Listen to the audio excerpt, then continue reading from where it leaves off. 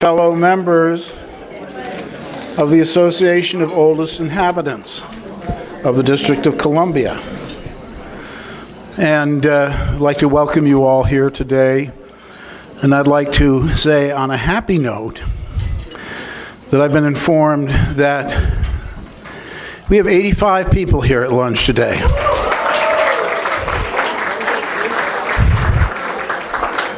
We are near capacity in this room, as you can see. Not many places we could squeeze in another table. So thank you for all for coming.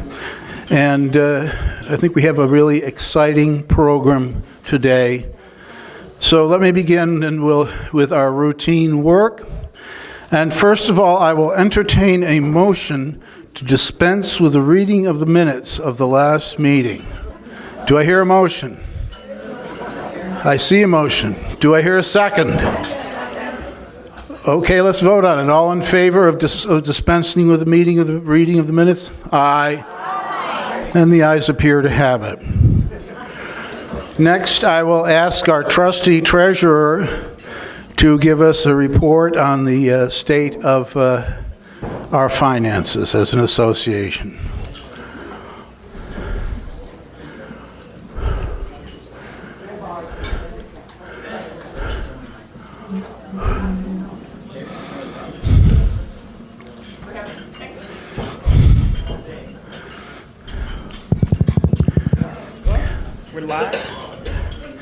And this is Carolyn, whom most of you know, I'm sure. Well, treasurer's report, we have about $2,200 in our checking account, so we're on track to pay our operating expenses until the next membership round. And membership, speaking of membership, we have a new member, one new member this time, Jacqueline Sapp. And she lives in Springfield, Virginia, and she is, her ancestors are James and Lorraine Sapp. She's a proposal writer and an alumni of H.D. Woodson School in D.C., and she learned about AOI through the NPR. Oh. She's excited about being involved. Thank you, NPR. Make that a weekly announcement and we'll be that much happier. That's the first. Now, we have some members who joined, and this may be their first time at a luncheon, so I'd like to recognize them and introduce them to the... identify yourself. I'd like to introduce my guest, Joe Prefontaine. He's interested in joining the AOI in North Carolina. Did you hear any of that? Yes. I did. He's from North Carolina, a retired architect, and has been a resident of the district for 41 years. Hear, hear. Welcome. Good afternoon. I'm Sherry Sewell, native Washingtonian and an alumni of H.D. Woodson. Did you know Jacqueline Sapp by any chance? Welcome.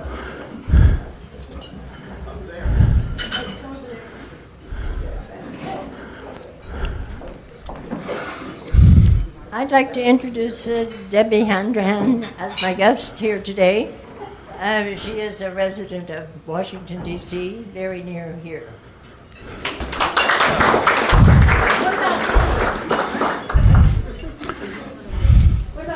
Carolyn? Hi, I've been a member for several months, but I never got the opportunity to introduce myself, Rick, who brought me into this club. Anyway, my name is Marcia Cohen. I'm retired, and I will not tell you about my past because she may not like me. Well, welcome anyway. And I wanted to speak very briefly about the beautiful garden that this club maintains. I've lived in the neighborhood since the mid-'60s, and this garden has improved the quality of the landscape around DuPont Circle, and it's inspiring other people to follow suit.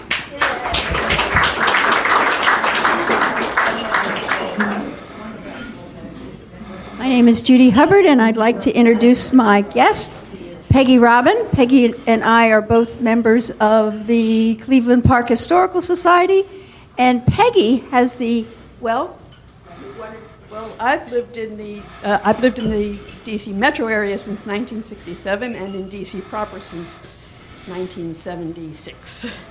and is the moderator Of the Cleveland Park listserv, the biggest community listserv in the U.S.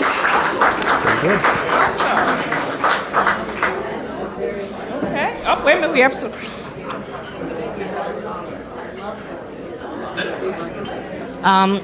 My table made me aware I neglected to inform you.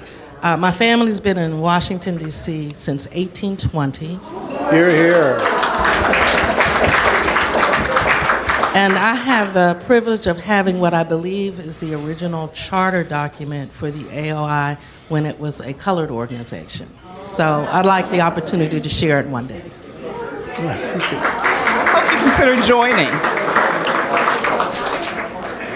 And I will, are we finished? No, not quite. Last but not least, one of my high school alum, Tim Hannibal. Hi, everybody. I'm Tim Hannibal, and I'm so glad to be here. And Carolyn and I went to Woodrow Wilson in 1977, class of 77, and it's not Woodrow Wilson anymore. It's Jackson Reed, so I thank you for putting that picture up. Yay! And Tim spearheaded the movement to change. And I see in the back of the room someone who's too modest to stand up, but a friend and colleague of long time standing, Richard Best, worked with me for many years in the Congressional Research Service at the Library of Congress. So, Dick, welcome aboard. We're very happy to have you. Thank you very much. I was encouraged to join by Nelson Ryman Snyder. I've lived in the neighborhood since the 1970s. I'm happy to be here. Great. And Nelson, there you are, Nelson. Thanks for recruiting. Now, I just wanted to make one more. Cindy, our vice president, her parents are here. I thought maybe she'd like to introduce them to. I've got a big mouth, so I'm just going to talk. Okay. My parents, Alberta and Charles Gueli, actually their roots also go back to D.C. My dad worked with PADC and HUD for many years as an urban planner and worked on the redevelopment of the Willard Hotel. bravo. My mom's grandfather was a stonecutter who worked on the National Cathedral, and her mother went to Providence Nursing School, Providence Hospital Nursing School. So while we're New Yorkers by birth, we the tentacles of DC reach a very, very long way. So thank you. One more. And with respect to the magnificent restoration of the Willard, which is now, about 30 years in the past, 35 years in the past? In-laws of a friend of mine came to Washington once to visit, and the husband and the wife were there, and we had gone for dinner, and we went to the Round Robin for drinks afterwards, and we went out, and she started down Peacock Alley, and she started to cry. And I said, why? I can't remember her name now. And she said, when I was a young woman, I was a war worker in Washington, and we would come to dances at the Willard. And I remember Peacock Alley, and it looks now as it did then, as beautiful. And so, kind of a wonderful story about the continuities that we're happy to have the good things in Washington. But one more thing, Bill Brown has some in memoriam. Bill? Well, I hate to be the bearer of bad news, but I do have some news that just sort of came out today. One is just sort of a status of health of one of our members. Many of you may remember, Cara Olivia Heron, who's an active member, and her mother, Georgia Heron. And George is in hospice care with her daughter, Cara Olivia, at their home. Georgia was something, if you'll recall, before the pandemic, Kim Bender had done a program on the Myrtilla Minor Normal School, which has, over the years, become UDC, right? And Georgia Heron had been a student at the Myrtilla Minor School before it became DC Teachers College and all of its evolutions through Federal City College and now UDC. So say a little prayer, think about Georgia, and Cara Olivia, of course, being the caregiver as well. I heard from Loretta Newman-Smith today that her husband Dan passed away yesterday. Loretta has been a past speaker, longtime member of AOI, a past speaker. She was the president of the Civil War Preservation Trust. She was very active in the preservation group for the Circle Fort Parks and all. Dan has recently been on, and I don't think I can decipher the link here, not that anyone can remember it, but he was on CBS News within the last few months or so because he was a slave descendant and his grandfather, I'm glad someone's fact-checking me, was still alive, that Dan was able to get firsthand stories and all from him. So Dan passed away, and I'm sure his obituary will appear in the paper in short order. Finally, my last thing, and I was saddened to see this today, is she's not an AOI member, but you're going to sort of freak out over the connection and all when I tell this brief story. Adam, I'm not trying to take your job, okay? Dolores Mounsey was the granddaughter of William Nixon, okay? And Ms. Sewell, who's one of our newer members, who just mentioned the Association of Oldest Inhabitants Colored Incorporated, which was the African American parallel organization to this organization. Dolores Mounsey's grandfather had been the president of Association of Oldest Inhabitants Incorporated from 1942 to 1962. Nelson and I had as our quest for years, I mean back 20 years ago or longer, trying to find the records of this mysterious organization that just sort of evaporated. No one knew anything about it. So we put out these pleas in the newspaper. John Kelly wrote about it. AOI's looking for the records of the other AOI, so on and so forth. Nothing. Till one day I get a call from James Good, you all know the historian, architectural historian from the Smithsonian. He's doing research on his latest book before he died on a Art Deco house in the Palisades, taking pictures, talks to the homeowner. Well, no, I didn't own this house, but it was designed by William Nixon. Here's his granddaughter's phone number, Dolores Mounsey. Good tracks her down in Silver Spring. They're in her basement, you know, spreading through all this stuff about the architects and design and all of this home that he had built.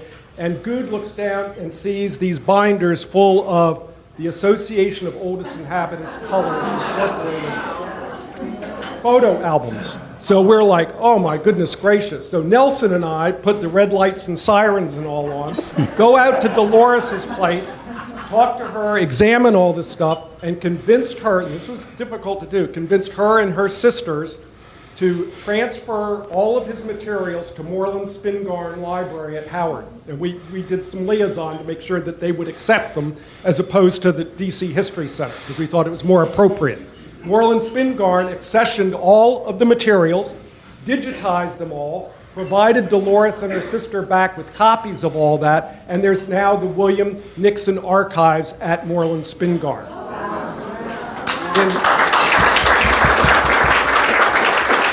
So in filling Sherry Sewell in on all this intricate history today, and she has this beautiful certificate from 1915, I suggested that she may, if she wants to part with it, rather than cut it into quarters for she and her siblings to share, that she approached Moreland Spingarn that at some point that might be the appropriate place for this charter certificate to appear.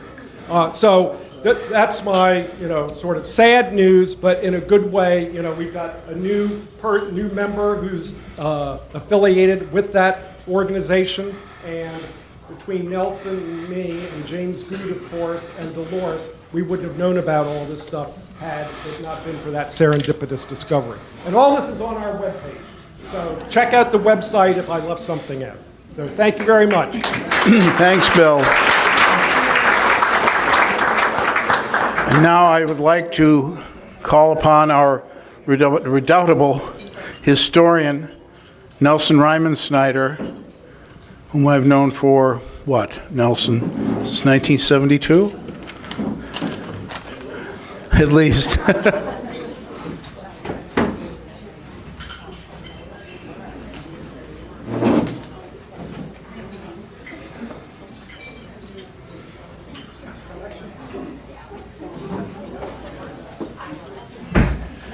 Well, that's great. I'm glad that Bill mentioned about the oldest inhabitants colored ink, because I worked for many years for the Committee on the District of Columbia, and when that committee was dissolved in 1992, many of its records were ready to be tossed.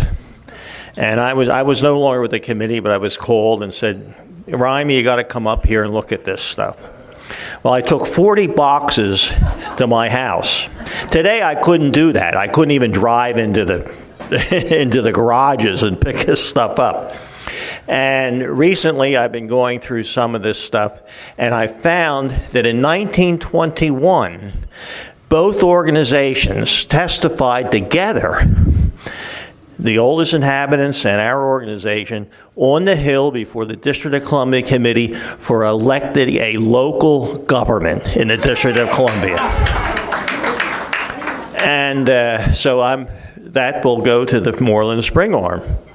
And it's just a wonderful find. I couldn't believe it when I found this. It was just remarkable. I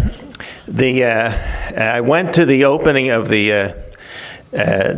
what used to be the Historical Society of Washington. It's now the D.C. History Center this past week. And I have some handouts on it if you want to contact the organization. Please go down and see what they have set up there. It's just wonderful.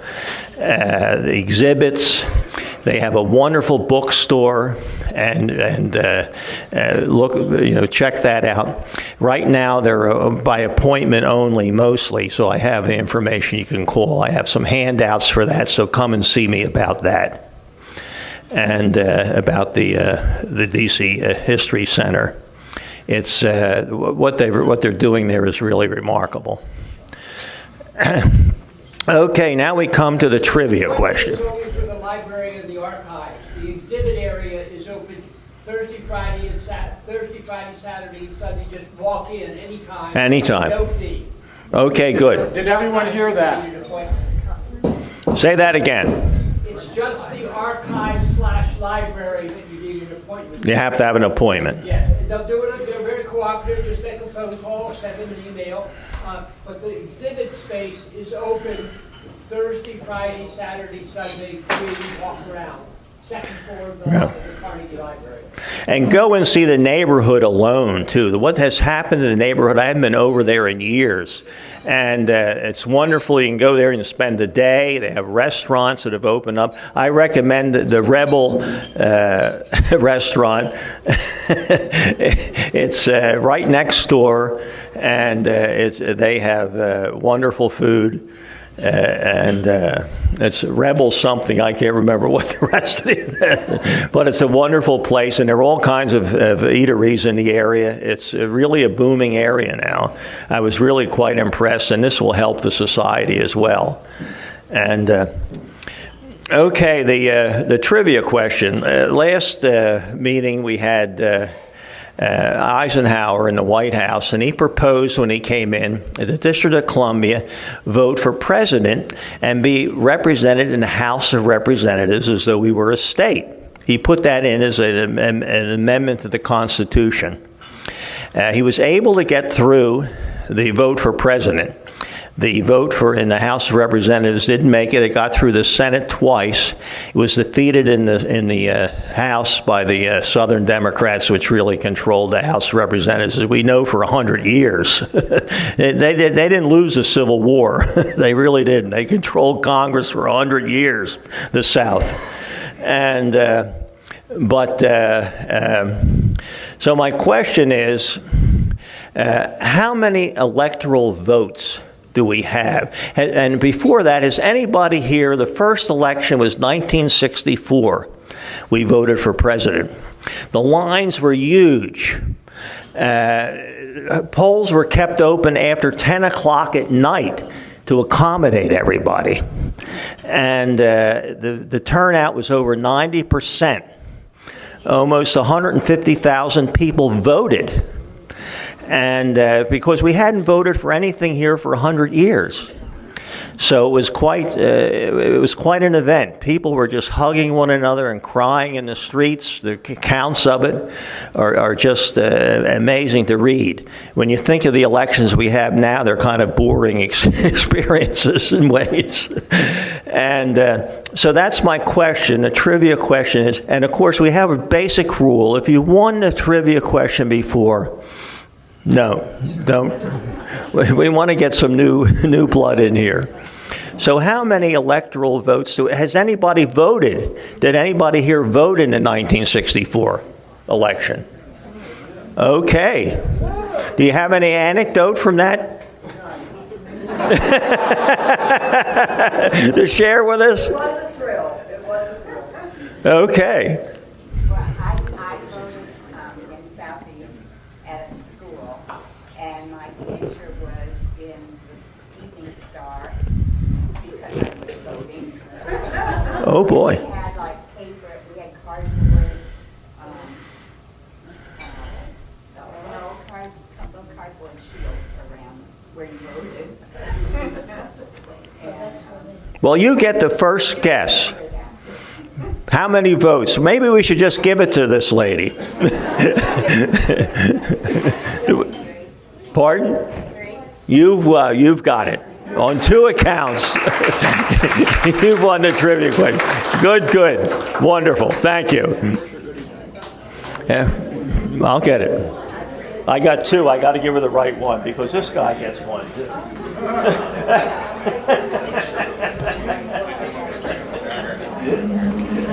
And you don't even have to guess. Well, thank you, Nelson. It's interesting. I have not done the calculations, but Washington, D.C., as you know, has experienced a resurgence in growth in population. And the population, which had fallen considerably in the 60s, 70s, 80s, 90s, is now at new heights. And I can't tell you exactly what it is, but it's over 700,000, 750,000, maybe upwards.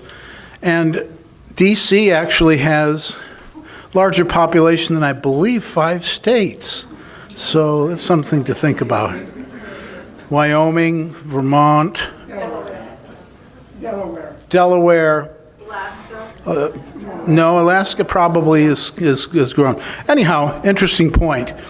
And now I'd like to begin our main event of the day, and this is something that's very exciting that we've all been thinking about. And I was thinking about it last weekend when I read the remarkably graceful Washington Post obituary of Angela Lansbury, of whom I was a great fan. I saw her in a roadshow revival at Shady Grove of happy memory of MAME, and I also saw her more recently in Blithe Spirit at the National.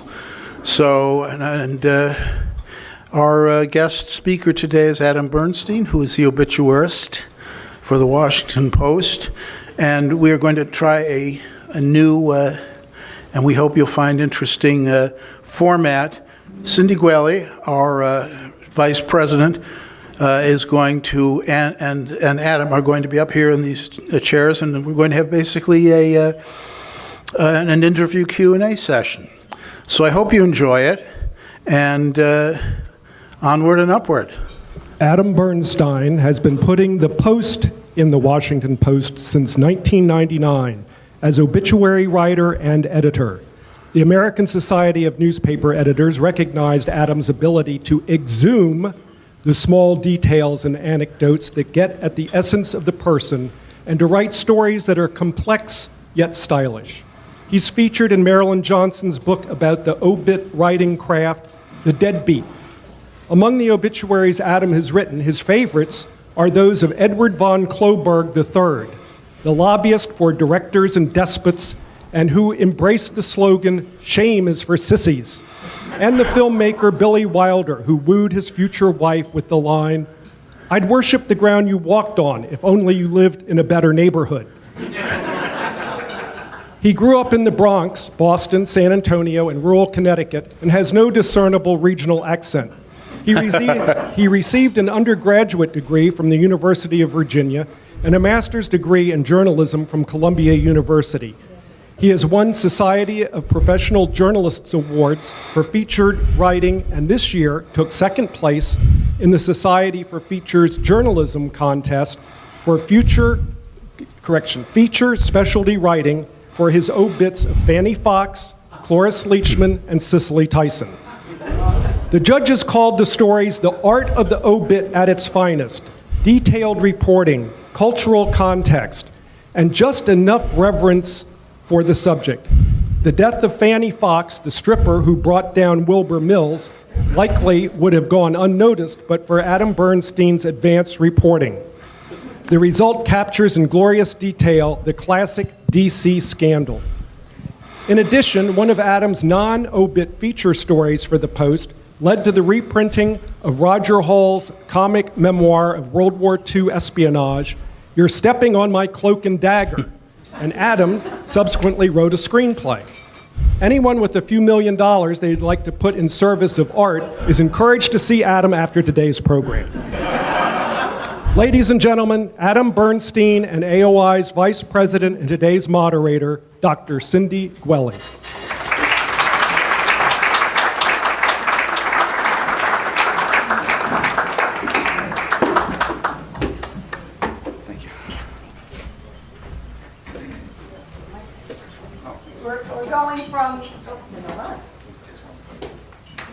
And now it's on. There we go.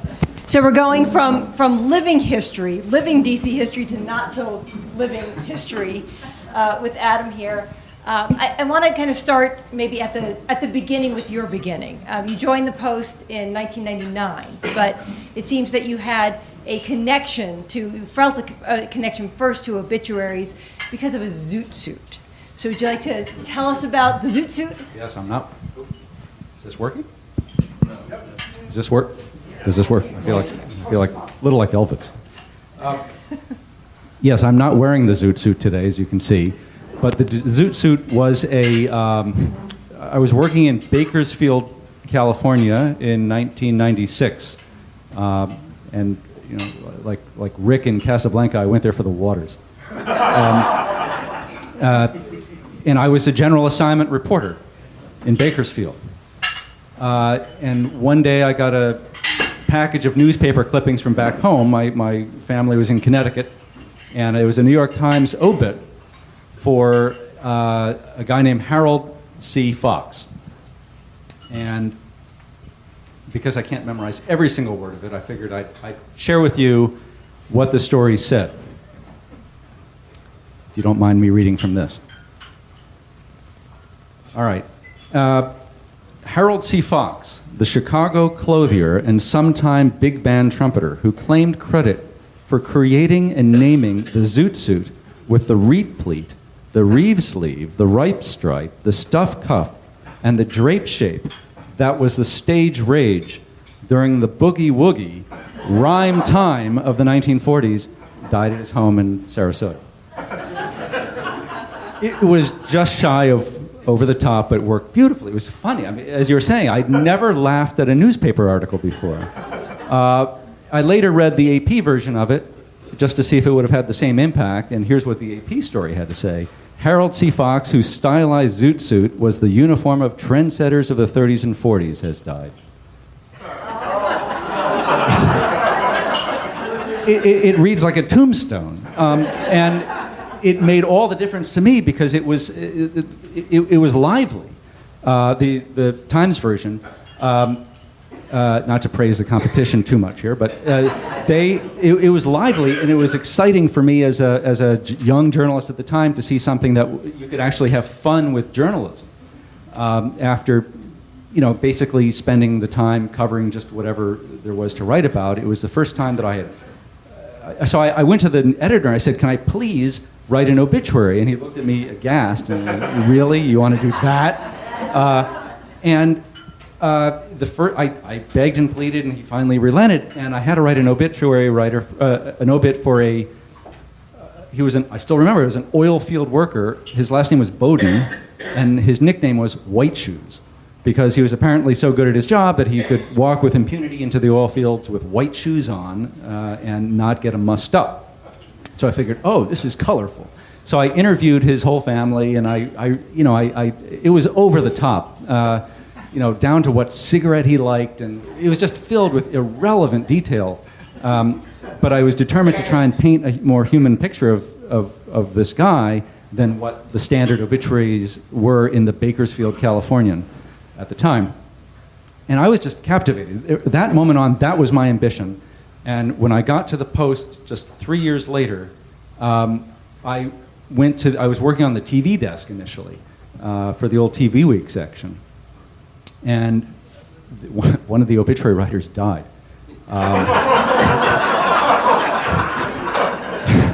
I'm sure you have your own jokes in your head about that one. But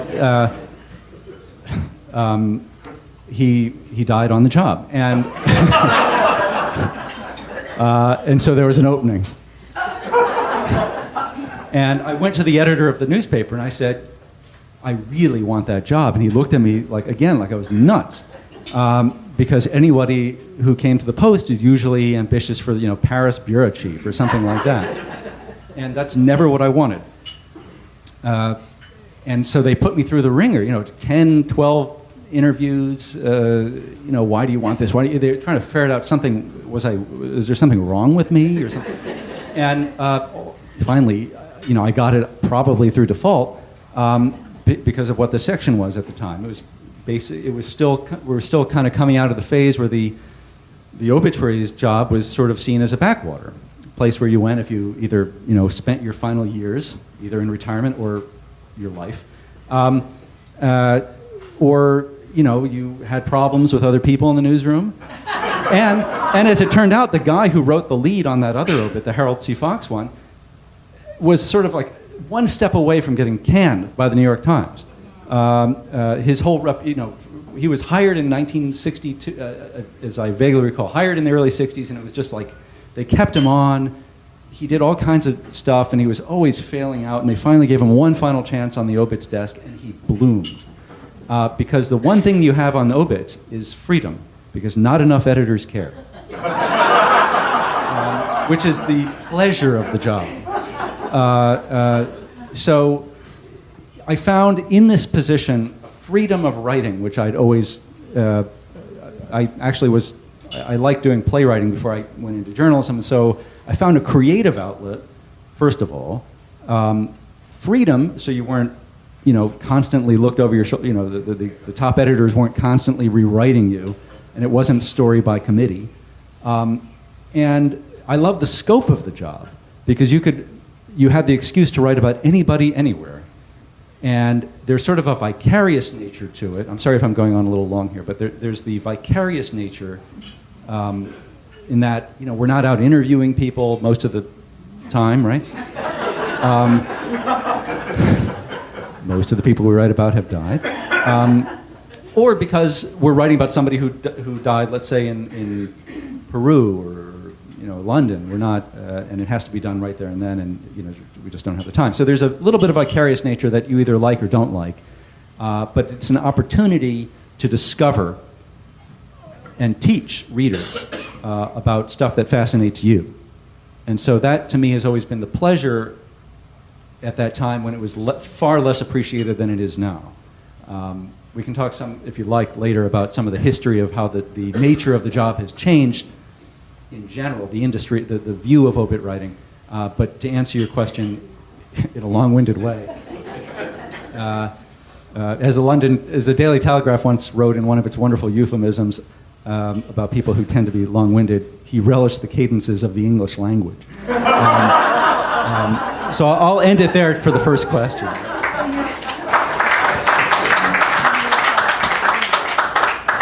You're talking about changing. I think in a 2020 interview, you mentioned that Jeff Bezos taking over the Washington Post was one of the best things to happen to the obit desk. Can you explain that? Why was that such a good thing? What kind of changes has he made or enabled you to make? Sure. Well, we talk all the time. I was discouraged from shaking his hand when he came into the building. But he's been, as you know, as people who I really appreciate being here for several reasons. Among them, you're probably the only people like me who are aware of so much of DC history. You know, the old Central High School is probably not news to many of you. You know, Minor Teachers College, I'm deeply familiar with from having written about many graduates. So, but as you know, you probably keep an eagle eye on the Washington Post and what it has done over many, many years. And you probably are aware of what has happened to the newspaper over the course of, let's say, the last 30, if my math is right here. So, you know, throughout the 80s and 90s, the newspaper was great. It was in great shape. You know, we couldn't take in enough advertising, and you know, we had bureaus everywhere, and it was you know, if you got your newspaper every day, it was relatively thick, and the Sunday edition, you know, was a doorstop. And then, as you know, because of what has happened to the industry in general, the advertising plummeted. The policy of the owner at the time was, the Graham family was to keep it local because that's where the advertising was, and it was a smart move until it wasn't, because it all went away. And then the newspaper was sold. It went through a rocky period, as you know, and we just kept shedding staff and reducing our vision for what a newspaper should be. And then Bezos came in, and it was just money, money, money, money, money. And as you know now, I mean, I can't even tell you how many. If I go to the newsroom, I don't know anybody anymore because it's you know, it's like a city of 1,000 people, and we have bureaus. You know, we have a full-time bureau in London and Seoul, South Korea, in addition to just reporters everywhere, and it's really hard to keep track of. But what it's meant for me is that he's open to the world, which is what my vision has always been for my section. It wasn't always my section, but I took over about 12 years ago, and have always been, even as a writer only, sort of a champion of writing about the most fascinating people wherever they are, locally, nationally, internationally, because I think readers here in this very cosmopolitan city care about the world and your relationship to the world in addition to your relationship to the community. So for me, it was very good because I didn't have somebody looking over my shoulder all the time saying, why can't you just run wire on that? For many years, it was, why do I care about you know, an actor or an actress? You know, I remember vividly, you know, I'm a big old movie buff and know something about television, but the actress Bonnie Franklin died, and she was on One Day at a Time. One Day at a Time, thank you, which was on TV for 10 years, which is a lifetime for the, you know, for many people. And one of the top editors says, "What? Who's going to care about that? She's been off TV for many, many years. She's not, you know, she's obviously not a major star." But I said, "But she was on TV for a long time. She was in people's living rooms. You know, people probably care more about her than they do a lot of other, you know, so-called important people." And I just said, you know, it doesn't have to be huge, but we should do something to acknowledge that she means something to some people. And sure enough, it was the best read story of the year. Excuse me, let me take that back. Best read obit of the year. It's like 500,000, 600,000 clicks, which is pretty big. I mean, I think, you know, Antonin Scalia got 800 or something. So I mean, you know, say what you will about their varying impact. It's still a very significant number of people who care. And so, you know, just to answer your question. So it's the money, you mentioned money, so money coming in. Well, it's money, but also the view that our goal now is to reach, you know, everybody in the world, as opposed to just very narrowly focused. If it doesn't have to do with DC, don't cover it, which it was for several years. I believe the obituary when the Queen just died was online within a minute of the official announcement of her death. So certainly wide-reaching. You mentioned London, you mentioned money, that's certainly the Queen. Why so important to have it available so quickly? Obviously, she's a big figure, so you have a pre-written, I assume, obituary for somebody of that kind of importance. Right. We did have the Queen.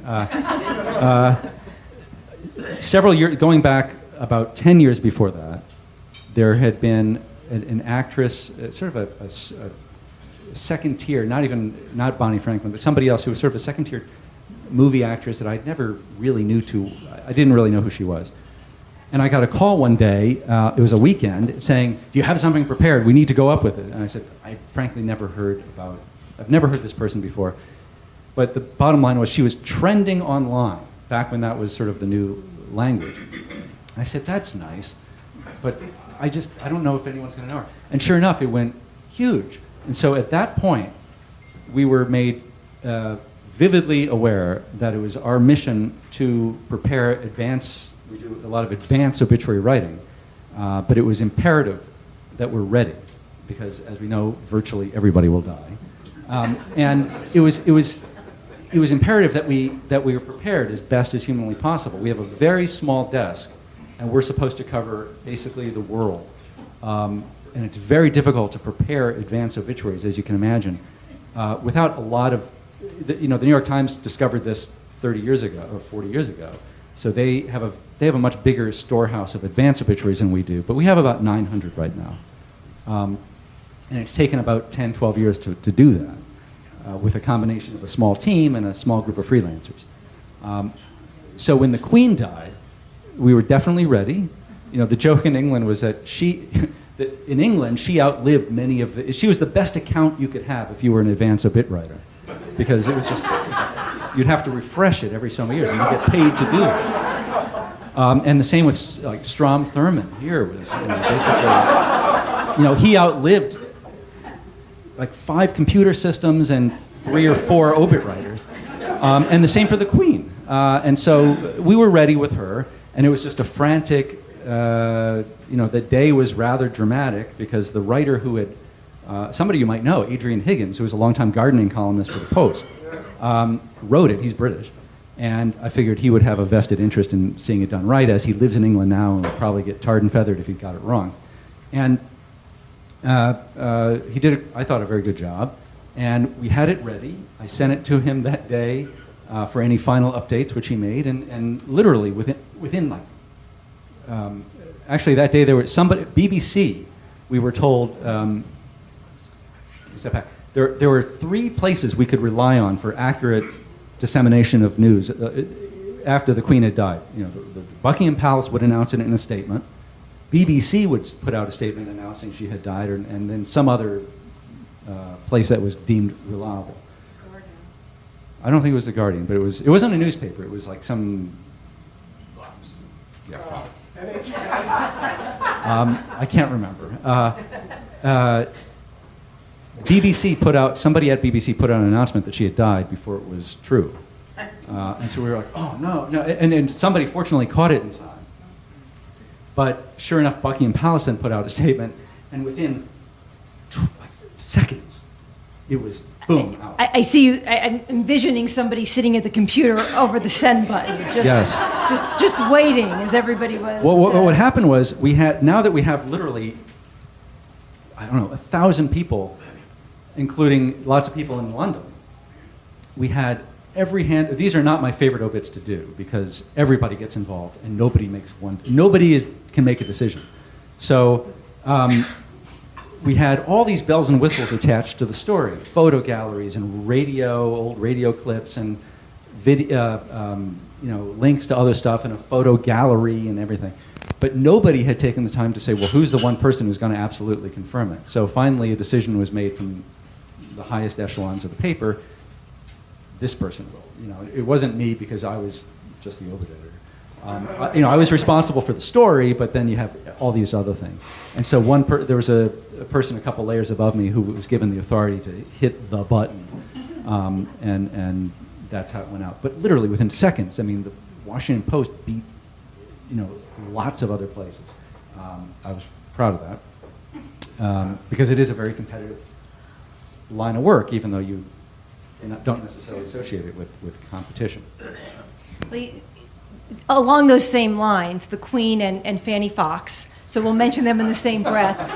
Can you tell us about your detective work in being able to bring Fanny Fox's story kind of back to attention, and when we might not have even known that she had died had it not been for your work? Right. Well, yes, there are two opposite ends of the spectrum for sure. So, you know, I picked her just to have something prepared because I knew she was of a certain age that it would be required. Ultimately, she'd be a fascinating piece to have in the newspaper. And I'd always been intrigued because of the line I heard Wilbur Mills say years ago. I mean, this is, I don't know, 20 years ago, somebody told me the story about Fanny Fox. I'm not a D.C. Native, so I didn't really know who she was until I came here. And the story the line that always amused me was Wilbur Fox saying on the campaign trail after he was caught in the scandal, "What did you learn from this?" And he said, "Never drink champagne with a foreigner." It was a great lesson he took from this. And I thought, you know, that's a great line to have in the story. And I'd always been intrigued, you know, from what I told you about Harold Fox, I'd always been of the belief that every great story needs to have at least one joke in it, or something humorous, something to capture your attention right from the start, because you have so many stories competing for your attention. So Fanny Fox to me seemed like a colorful person, to say the least. And I took time, this was maybe about 2 years ago at this point, 2020, I want to say, 2020. And I read all the clips about her. I interviewed a guy who wrote a book about DC scandals because I didn't want it just to be a clip job. And he said, you know, he gave me a little bit of, you know, context for the story, which is that right after Watergate, you know, every reporter was looking to make his or her name with a scandal. And so the city was sort of ripe for a moment like this. So it gave it a little historical context. And then I read her own book, which she had ghostwritten with the woman who wrote, oh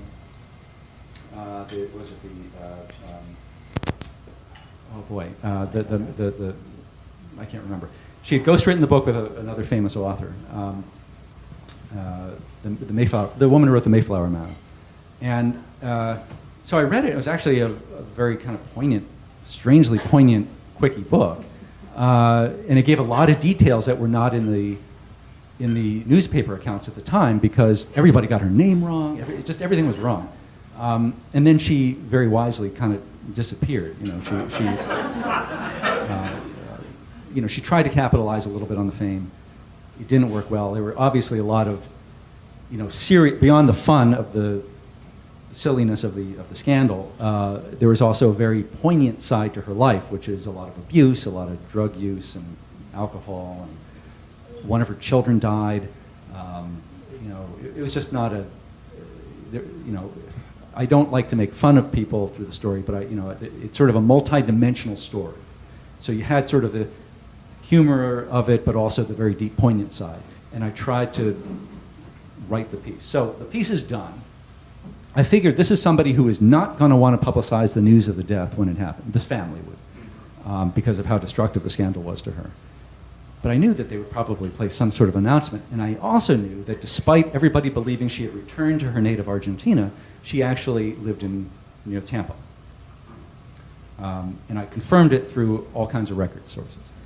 So, I don't know, every 2 weeks, and you might say what you will about this, but every 2 weeks I would search, you know, just her real name and her married name, just to see if anything popped up. And it was a Saturday. And I was sitting there just kind of watching TV and flipping through, and sure enough, her name pops up in a death notice in the Tampa Bay Times. I said, "Is this really true?" And I was like, "Oh," you know, I thought, "Oh my, I'm going to break this story." So I tried to call the family. One of them told me to, you know, go jump in a lake, and so I couldn't confirm it through them. So what I spent the next 2 days doing is trying to hunt down, through calling every funeral home in the Tampa Bay area, and also had a friend who lives in that area, and I asked him to go to the Office of Vital Statistics to get a death certificate which would confirm that it was her, unequivocally. So it took till Tuesday to do that. So I was, oh my God, I hope nobody else finds out in Tampa Bay or whatever. I called her lawyer, because she got into a lot of legal spats over throughout the 80s and 90s. And I called the lawyer who represented her, and he had no idea who she was. He only knew her under the married name as just some regular person who seemed to have a lot of legal trouble. And I asked him, can you get in touch with somebody? Can you confirm that just the details of who, this is who it was.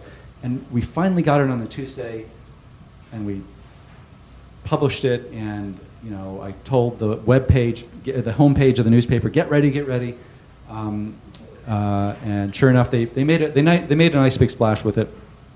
And then I had it for hours before the New York Times finally came in. I guess it only illustrates just, again, it's competitive. I like to find people whose greatest achievement, and this is where obits are vastly different from what a lot of news reporting is, which is what happened right now, right nearby, quick, tell me. And try and tell a life whose most important moment may have been 40, 50, 60, 70 years ago, and try and make it compelling and relevant to readers now. And I thought her story, in all its various dimensions, would do it. And so that's how it happened. So that was a lot of detective work, obviously, on your part to get to Fanny Fox. That was a story that kind of you went after, but sometimes it comes to you. So you were, I think, just starting at the Post, or recently at the Post, when 9/11 hit, and you were spearheading the section during COVID. So these kind of mass casualties that are happening. You deal with death every day, but this has to be on such a different level. How does one get your arms around something like that? And how do you decide over all the people that have perished in these kind of tragedies, who to focus on and who to highlight? 9/11, I was very new to the paper, so I didn't really. I can tell you about one 9/11 experience. It was. They had me go out. Nobody knew anything about what was happening, and I remember just going out in the streets, and everybody was confused. And as some of you might remember, people didn't know if another plane was going to come and hit D.C. So it was just mass confusion. And then all the federal workers, finally went home, and so the street was then empty. It wasn't so much 9/11 that I was involved with as much as afterwards, and everybody was fanned out to, give, not just obit writers, but everybody on the staff was basically asked to locate one of the families who had suffered a terrible tragedy and try and write a little brief about the person who had died. I wasn't overly smitten with the approach, which was just show up unannounced, because then it's harder for somebody to turn you away. So I did it. It wasn't 9/11, I didn't play a massive role. I just did a couple of those stories. It was not the most pleasant. I talked to people. They were very nice about it, but it was a very sad and awful experience. COVID is a very different kind of, had a very different kind of impact for the obits desk, because it was constant and continuing. It wasn't one event where you have a finite number. It was just endless. And the problem for us was that we started, as soon as some well-known person was announced, it was announced that that person may have had COVID, we suddenly had to prepare the advance obit, because it was just taking people left and right. And so I remember when Boris Johnson was diagnosed and he was in the ICU, I told my wife, you will not see me for the next week. I have to go up to the attic and basically, please leave me alone. I need to get this done. This is, he'd be the first world leader to die of this disease. And so I immersed myself in the world of Boris Johnson. We feel for you. Yes. Or Bojo, as I now call him. But it was literally, we had to write about all kinds of people. There were all it was just a lot of work. But the aspect of it that I thought was most poignant was this, and what the role that I thought obituaries could play in COVID is everybody was isolated. Everybody was living in their own homes, scared as hell. Nobody knew, and these are, for the first year when no vaccines were available. And I remember the way I thought about it was, especially with my belief that we should be writing about people all over, is that obituaries have a special responsibility to make you care about somebody who you don't know, who may live thousands of miles away, if you write the story really well. And I thought that's the strength. I have a great team. It's not just me. I have a small team, and they're all great. So for me, I'm very blessed to have them on my staff. You might know some of their. I don't do a lot of writing day to day, but you probably see their bylines, and they're to a T terrific. And so I knew I could count on their excellent writing to pull in readers, to get them to get you and other readers to care about somebody, again, they've never heard of before, may not have known about them, why the mayor of some town in Indiana who died, what he did for that community and why it's so his loss means to that community, that kind of stuff. I just thought obits in particular have a way of touching people in a way that the statistics do not. Close to 1 million people dead is horrifying, but you begin to care about it when you read about an individual life. So to me, that's how we could contribute. I think before I turn it over and see if there are any questions in the audience, I think a question that most people probably have is, how do I get into the outside of dying? How do I, number one, die? Number two, who cooked the food? Yeah. Is there a criteria that a checklist of some sort that you have that somebody has to kind of fulfill in order to, or is it just a slow news week, a slow death week, or how does one get to be a news article versus a mention in a paid notice? I don't like to have a tried and true formula. I don't believe in absolute criteria saying you have to fill these 10 things or else we're not going to do it. As the editor, I ultimately have to be captivated by what the story has to say. Does it speak to more than just the individual life? Is it something that people outside the immediate family would care about? Was there a palpable impact on that person's community, whether that person's community was here or in Tokyo or wherever? I like to write about, somebody asked me a similar question recently, and I pointed to an obituary we had about a Peruvian activist named Mama Angelica. And her son was abducted in Peru in the 80s. She was an indigenous woman, and I'd never heard of her, and I knew about a lot about the dictatorships in Chile and Argentina, where a lot of, thousands of people were disappeared or killed. And I never knew about Peru. And so I thought this was an opportunity and I was somewhat well versed in what happened in the Southern Cone. And I thought her story spoke to, would educate readers, would make it, relevant to show what a government can do. And she devoted her life to creating a Truth and Reconciliation Commission in Peru.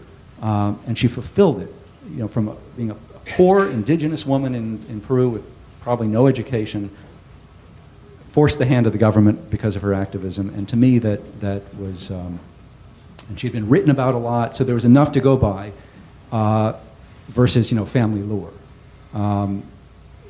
So it was documented. She was fascinating. I thought our readers would care about it. Did we have to do it? No. There are many stories we don't have to do, but to me, sometimes those are the most interesting. And then there are those that you have to do. Because they're very prominent, and you'll get complaints if you don't. But to me, the most interesting people are the ones you don't have to do, and you do because of sheer interest, because we haven't written about that part of the world in a while. We haven't written about somebody who did that for a living in a long time. It's just variety. On any given day, you might find, two people who are somewhat similar, two guys in the newspaper, and we always get complaints, how come you don't do more women? Well, it's not up to us to put it in the newspaper, actually. The designers decide that. So we put far more online than we do in the paper immediately. So there's a wider variety online than what you immediately see in the newspaper. It can sometimes take weeks for the story to go into the print version. There was a woman, we just had a feminist publisher, in England. She started Virago Press in the early 70s. And so we have her online, but not in the paper yet. It's, to me, just the world is fascinating and filled with fascinating people. and I just, my staff and I decide who would be most interesting for variety, for diversity, that sort of thing. And we should send all requests to Jeff Bezos, I'm assuming. At washpost.com. Yes, yes. Okay, I think we have a roving mic coming for you. So Bill's going to come around and reach for you. Oh, thank you.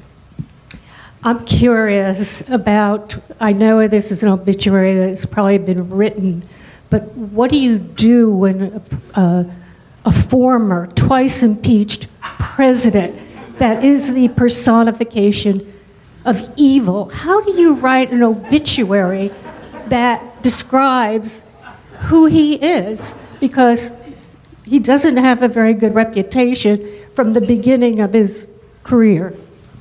And let me add to that too. What is front page news versus obituary, and do those sometimes cross over? Because I imagine if we're referring sometimes to former presidents, maybe that there may be some competition between the news, the front page section, and your section. Fortunately, so historically, some of the obituaries have been just stay in the back, and somebody will write an appreciation, or a good riddance kind of story on the front page, but that has changed considerably over the years. So the obituary has now been understood to be the final word on somebody. We don't pull punches. We're not the eulogy section. We don't write appreciations. We don't write eulogies. My wife's an investigative reporter, but I tell her that obituaries are the ultimate accountability story. And I believe that some families get upset when we mention sort of a 5 to 10 year stint working, working for the, in pen. And I say, well, if it's a public figure, you discover that, you have to put it in. And we just say it's what happened. We can't hide it, nor is it we would never want to hide it. Where you put it in the story, depending on who the person is, and is another question, news judgment. But it's a news story like any other. We don't whitewash. Thank you. Okay, here's the next question, Cindy. Hi, my name is Bill Turner, and I'm enjoying the conversation very much. Mr. Bernstein, you're sharing your experience and your expertise with us. I am an avid reader of the obituaries, and not only that, but I clip the obituaries, and I have a clip file that is probably 2 inches thick. And I have one here from Thursday, November 13th. Richard Pearson dies. Post-obituary editor, was instant biographer. And I wondered if he was your predecessor who you were alluding to. Now, this is by Claudia Levy, Washington Post staff writer. And Mr. Pearson succeeded the Post's first obituary editor, J.Y. Smith, who helped preside over the creation of an obituary bureau with 6 writers. So there's some history, but I think this is a very interesting life, and I cut it out because I thought, oh, it's so ironic to have an obituary of an obituary writer. So I just wanted to share that, and I went through my file. I brought it thinking I might be able to introduce it at just a moment like this. But the other thing I wanted to comment on is a favorite book, The 7 Habits of Highly Successful People. I think many of us know that book by Covey, John Covey. Stephen Covey, thank you. Yes, Stephen Covey. And of course, the first principle is begin with put first things first. But the second principle is begin with the end in mind. Begin with the end in mind. And Covey encourages people, especially people starting out in their career, write your own obituary. You write your own obituary as a way of kind of envisioning your life, and that gives you it kind of gives you purpose and direction and trajectory in your life. And I just I think that is really good advice, really good sound thinking. And I wondered if you have any thoughts on obituary do-it-yourselfers. Reasons for writing our own obituary or things to keep in mind. Okay, I'll stop. Thank you. So that's a lot to work with. I would just say a couple quick things. So sad as well. Claudia died last year. I had to write her obituary. JY also, I wrote his obituary. Interestingly, though, his real name was Joe Smith, so he took the JY. His daughter is the voice of Lisa Simpson. Her name Yardley Smith. The Y in JY is Yardley.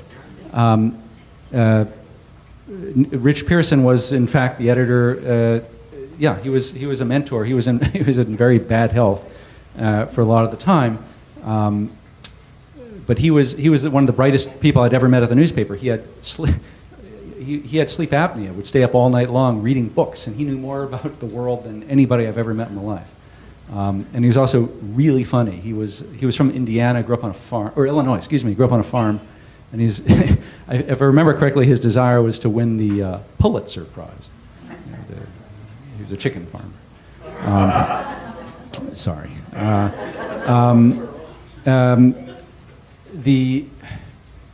I'm sorry, you gave me a lot to work with here. I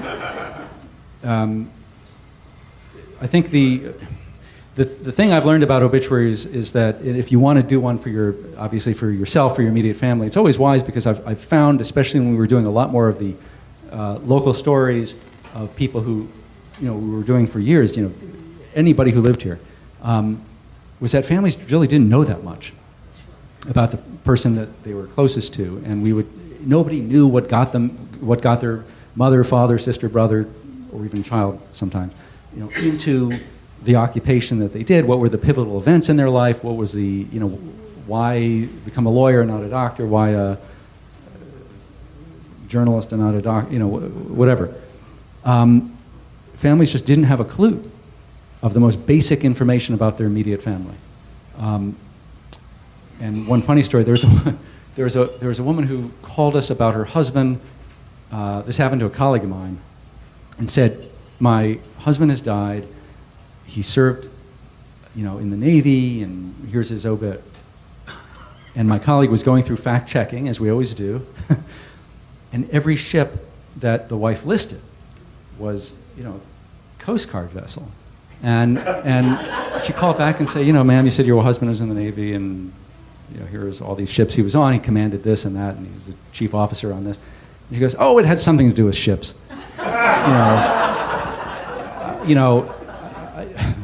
That's it's always wise to prepare your own obituaries for your family, not necessarily for post-publication, but just. I personally think, I'm fascinated by my own immediate family and what they, what drove them to do the things that they did in life. Not any of them are going to get a post obit, but it's just for my own knowledge, for family history, for genealogy.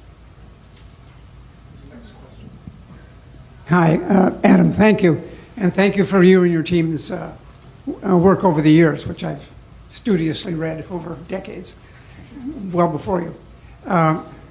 There's a film made in the last decade called Obit, period, about the New York Times Obit team.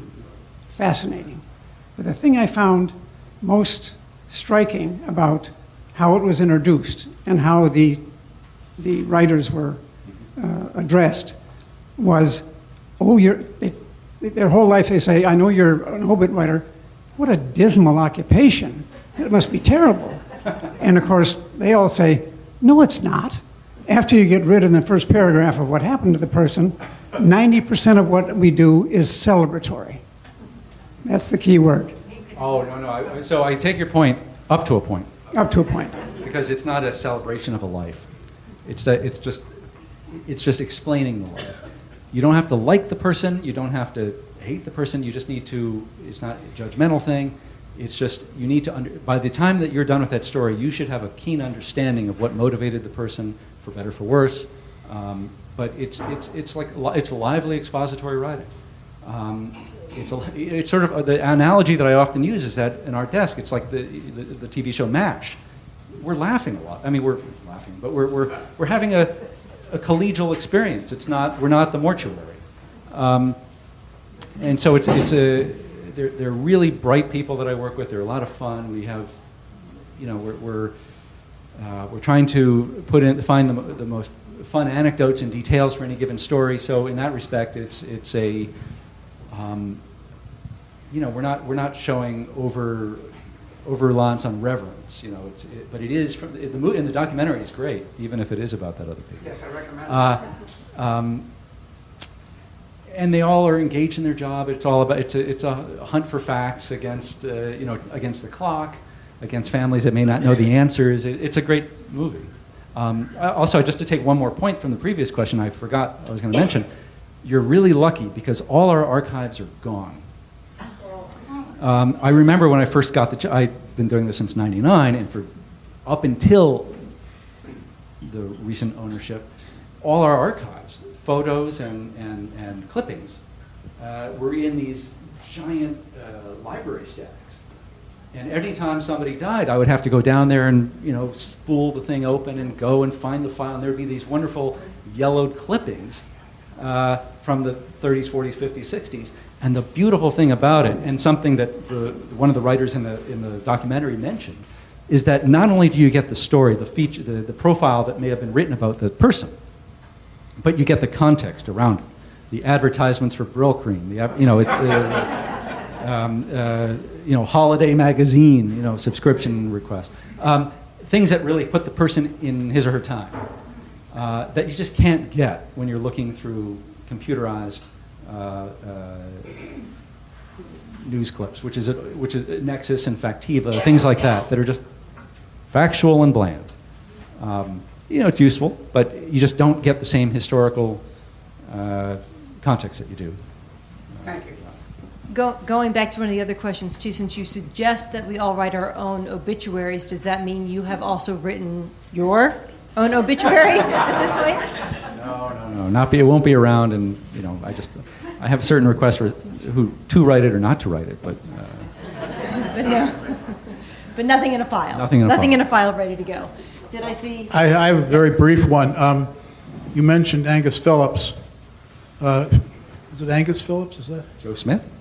No, the writer for the Post who did the Queen's Obit. Oh, Adrian Higgins. Adrian Higgins. I'm sorry. Yes, I'm thinking of another Post writer years and years ago, who I think was the fishing writer, whom I also enjoyed. But Adrian Higgins is gone, and I'm very sorry to see he's gone. Only he moved. Okay.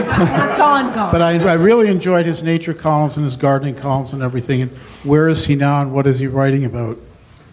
He's retired and in London and does whatever he wants, and will write for me. He does some advance obit writing for me. But when you said gone, it reminded me, if I may share with you my favorite correction. So Richard Pearson, my former editor, said whenever it would drive his own boss crazy, the Metro editor, and he would, because the Metro editor would go out into the community and try and drum up subscriptions for the Post, and his line to her was, "You should go out there in the community and you should say this." Back when the price for the Washington Post, 25 cents at the time, is worth it for the corrections alone. But my favorite correction was from the London Daily Telegraph, who mistakenly buried, you remember Tex Ritter, the singer? His wife was an actress, not a particularly famous one, but an actress. And she was in a nursing home somewhere in England for some, or no, she was in a nursing home, but the Daily Telegraph wrote about her because they was writing about kind of more obscure actors.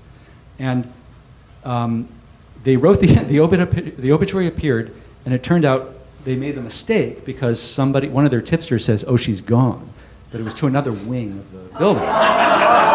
So the obit editor, actually a very fun guy named Andrew Mackay, wrote the best essay about this experience, and he said basically, an apology to Mrs. Ritter, and how he really enjoyed getting to know her and all the, the fun details he was able to extract about her in preparation for the story, and that he wished her a very long life, similar to that of a woman named Cookie Hoogthorpe, who in 1938 the Daily Telegraph also prematurely buried, and she used a clipping of the Daily Telegraph forever after that, for 50 years, to send back her electricity bills marked deceased.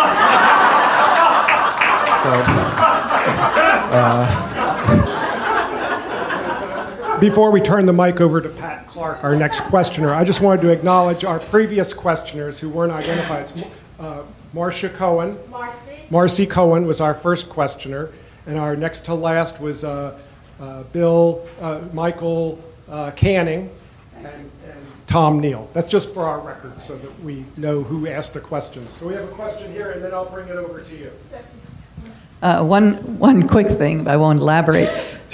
My great-grandfather was shot in 1889 or 1890, around then, because he was an editor of a newspaper, and he was pro-temperance, and a saloon keeper came by and shot him, and the notice of his death went out even though he hadn't died.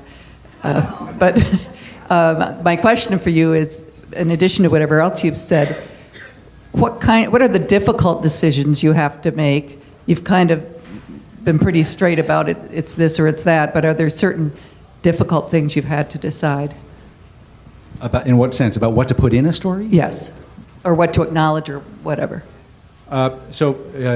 In the introduction, it was mentioned that one of my favorite obits was about Billy Wilder, who I also happen to think is one of the great filmmakers of all time. And his advice was, before he prepared a movie, he collected 300 great ideas, knowing that only 150 would be able to actually make it in. The best 150 could make it in. So this is the struggle all the time about, I've had a colleague of mine who's just retired, Matt Schudel, who is a great writer. He still writes occasionally, but he would always, I tell him, "Hey Matt, this story looks great, could you do it?" And he goes, "I don't know, I don't ever heard of him." And by the end of the day, you couldn't get him to, it was like a 3-part section. It was a 3-part series, because he had found so many fascinating things. And, I think the best approach is skepticism, and constant curiosity about, when you go, "Wow, that's a great detail," as opposed to, "It's just another detail." Because we're not writing books. It shouldn't just be, I don't need to fill if I write something, I don't need to list every film Angela Lansbury was in. I need to list the few that, make a point. She played the mother of, Elvis and Warren Beatty, and I can't remember the third person. And Elvis Presley, who was only 3 years younger, would always send him Mother's Day cards.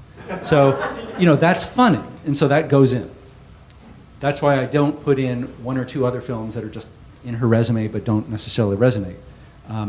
So my view is, you don't put it in for the sake of putting it in. You put it in because you're supposed to. It reveals something either about the character of the person, because it's funny or poignant or wry,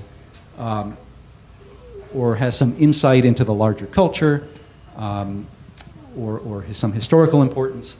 It has to be more than just a fact. Does that kind of answer the question? Oh, because the Post is trying to be... Oh, I'm sorry. My name is Debbie Hanrahan. I'm a guest, and I'm loving this program. Do you ever worry about getting the history wrong? You're trying to be the newspaper of record. You're vying with the New York Times. When you have a controversial, important historical figure who dies, are you looking over your shoulders and wondering, 10 years from now, are we going to get this wrong? Or does that not matter at the time you write the obituary?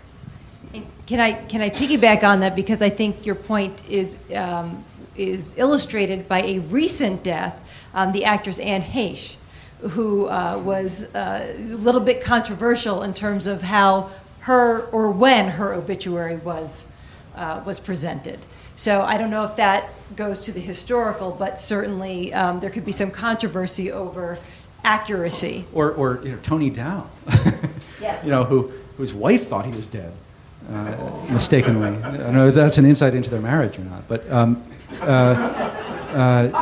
some things you can't help. Obviously, like anything else, you don't want to make a mistake.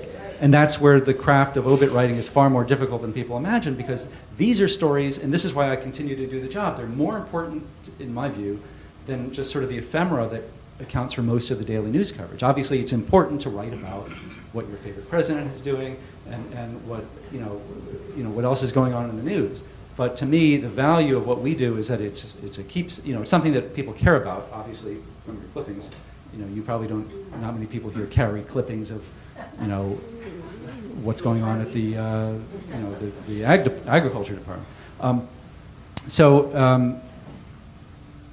yes, I mean, we have to be accurate.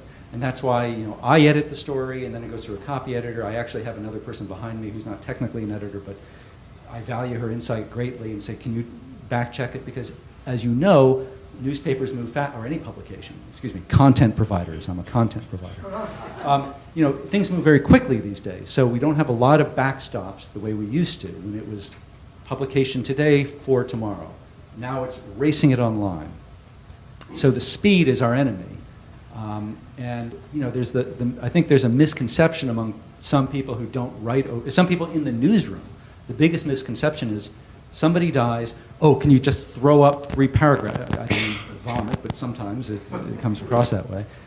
Can you throw up 3 paragraphs about this person who has just died? We need to capture the Twitter trending, we need to surf that Twitter wave. And I'm like, you don't understand. It's not like instant coffee. You have to bring some kind of knowledge, or else you're going to look like a fool. I try, sometimes you look like a fool. I'm not above and beyond that. But I try and minimize it. And, I remember it was when Sandy Berger died, and he was somebody who got into a little bit of trouble. He didn't commit a terrible crime or anything, but he committed a crime. We didn't have one ready, and they wanted something fast. I'm like, either get an expert in the subject to write it, or give me a little bit more time, because I don't want to put something wrong, and then we got to waste time correcting it. And so, that's the delicate part of what we do, because we understand people care about them a lot more. It's a sensitive subject, death, because it touches a lot of people. So you have to get it right, and you have to also make it compelling.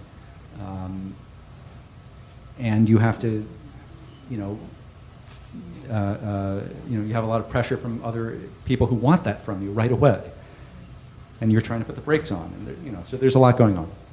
Adam, what happened? I was just going to move on to the next question, but what happened to the Post's morgue?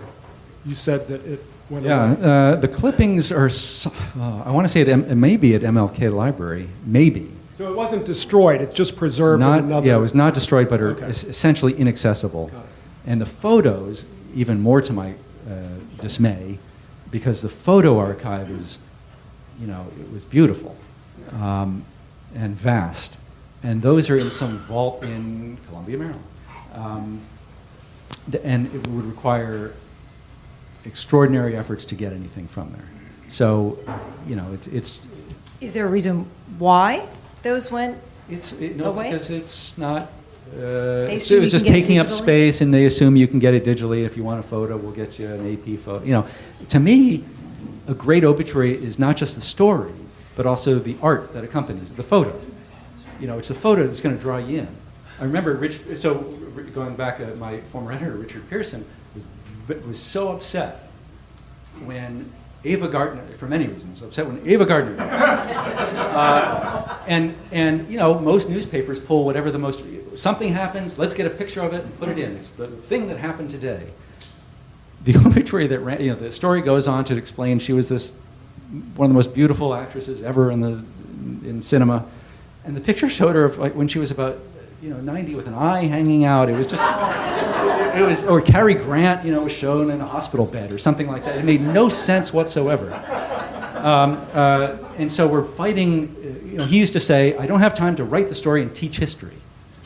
And that's sort of the tension as well sometimes, where you're doing a quick deep dive into history, trying to explain it accurately, sometimes within a matter of hours, complicated lives, and sometimes it's more artfully achieved than others. And then you also have to get the best picture to accompany it, and when all our best pictures are inaccessible, you have to sort of hope and pray that the photo, I have to be very specific sometimes about what my request is, because somebody on the photo desk, granted that person is also extraordinarily busy, I have to make my case literally every day, to get a good photo to accompany or compelling photo, vivid photo that puts the life in context. I'm going to leave it up to Dr. Gueli to bring the program to a conclusion, but we do have at least one more question. Martha Jewett, thank you so much for your gifted work. But I'm always struck in reading them. I wish I had known this before they died. I wish I'd oftentimes in reading an obit, and I wondered if you ever thought of putting it together as a book of some of the great pieces that you've done. What was the question? The question was whether... Who would compile it as a book? To compile existing obituaries into a collection or a book. We've thought about it. We did one many years ago. It was a random selection of 17 I don't know why, 17. Somebody thought that was just a cool number. We haven't done it as well as, again, the Daily Telegraph has these, if you haven't read them, they collect it by military they'll have a whole book of military obits, they'll have a whole book of rogues, because they're, it's like every degenerate member of the House of Lords. And it's wonderful reading. And then, some bongo playing member of the House of Lords. And then, but we never have. But I've always thought along those lines. If you know anybody, feel free to mention it to your friends in the publishing industry. But the first part of your statement was something about. But there was something else, and I can't remember what it triggered an idea. Oh, it was about sitting at the bar. What it was is. I didn't mention it, but whenever I write something, or I encourage other writers to, I kind of want to get the feel of what's it like sitting next to that person.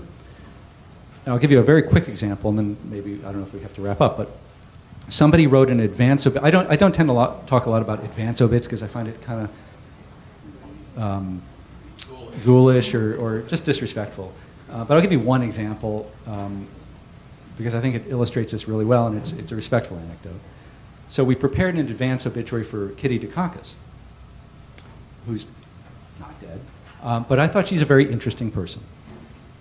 And the most interesting aspect of the story, this was a freelance writer wrote it, and just wrote a line, not to do with obviously her mental health and alcohol problems, but it was one line in the story, and it said she worked while First Lady of Massachusetts, she worked with refugees. That to me was intriguing, but it was just like this passing line. And so I asked the writer, dig, find more. And he just said, well, she wrote, all he was, worked with refugees in Cambodia, or Cambodian refugees. And I said, well, okay, but there's still, what's that mean? And I found one article, one interview with the Boston Globe that she found. It was I dig and I dig and I dig and I found it. She gave this great anecdote, and I can imagine her talking about this, sitting next to me at the bar, where there was a family in Boston who went to her to ask for help because there was an orphan in Cambodia that they were related to, and they couldn't get him out after the Khmer Rouge rule. And so they begged her, because of her, she had some interest in refugees, but they asked her to go to Cambodia to see if they could locate this kid whose immediate family was now settled near Boston. So she explains that she flew to somewhere along the Thai-Cambodian border, and went to some off-the-grid refugee camp that was off limits basically to everybody. And as a dignitary, American dignitary, wife of a well-known politician, fell to her knees in front of some camp functionary who was guarding it, a 17-year-old probably with a gun saying, no, you can't get in here. And she fell to her knees and begged and pleaded to be let in to locate this kid, and did it, and brought the kid home. And then, not only that, but the kid, we explained, went on to graduate from high school and college in Massachusetts. And, I'm not all about the sunny anecdotes, but to me it was a vivid illustration more than what the story was capable of. More so than just she liked helping refugees, which is, glazed, you can easily glaze over that. Her words about it are far more compelling than my own, just remembering this. But essentially, she gave this wonderful anecdote about dropping to her knees in front of some hapless border, prison guard, essentially, and begging to let this orphan out and taking him back to Massachusetts. To me, that's far more powerful in what the story was capable of than what it would have been otherwise. Well, I'm sorry. I think we are running out of time. So I'm sorry for any questions that haven't been answered. But I think we could do this for another hour at least with everybody here. So thank you so much on behalf of AOI. And I want to turn this over to Marcia, who has an appreciation for you as well. Adam, we're so happy that you're here today, and thanks to your wit and understanding of human nature, you clearly put the it in obituaries. So the board thought that you earned a world tour that is kicked off by today's event hosted by the Association for the Oldest Inhabitants of Washington. So thank you. Or maybe the Underworld tour. Even better. Thank you so much.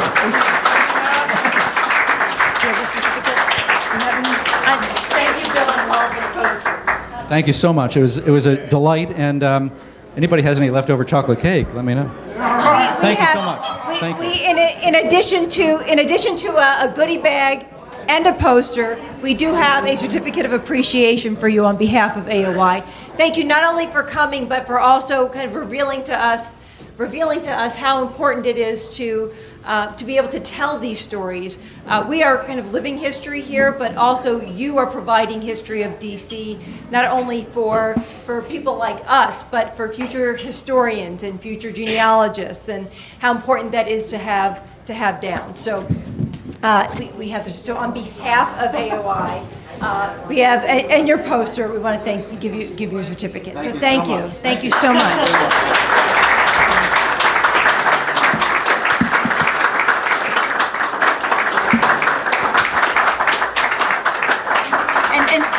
Thank you all for coming, and one last PSA for everybody: vote. We are in early voting for DC, so please get out and vote. DC, Maryland, Virginia, wherever it is you're coming from. Vote like your lives depend on it, please. Thank you. Thank you so much.